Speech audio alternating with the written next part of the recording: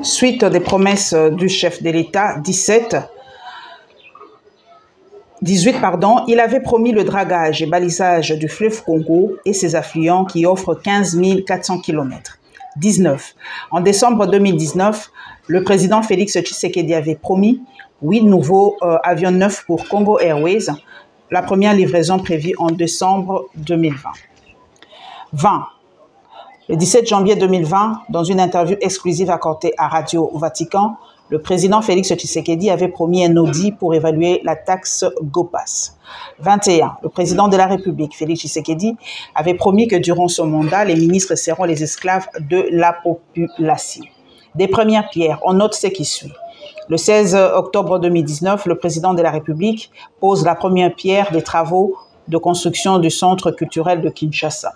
Samedi 29 juin à Lubumbashi, le président Tshisekedi avait posé la première pierre pour la construction du nouveau bâtiment de l'Assemblée provinciale du Haut-Katanga. Le coût des travaux prévus pour 18 mois évalué à 13 millions de dollars.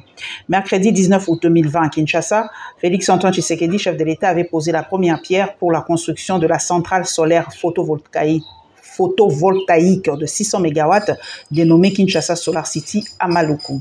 Vendredi 9 avril 2021, le chef de l'État posera la première pierre au stade Tata Raphaël de Kinshasa pour la construction des sites pour le compte des 9e Jeux de la francophonie.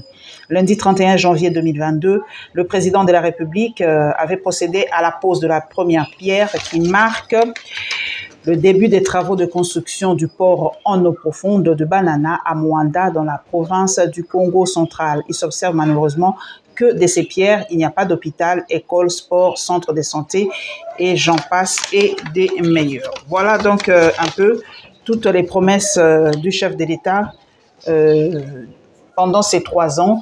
C'est à vous aujourd'hui de fouiner un peu, de voir si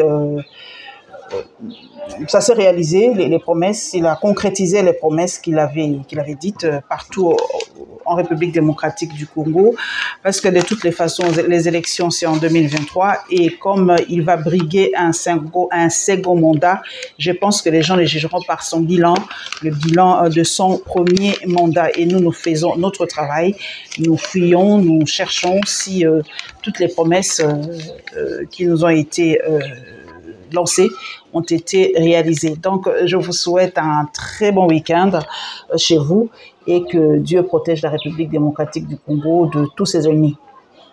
Merci à vous et encore une fois, bon week-end.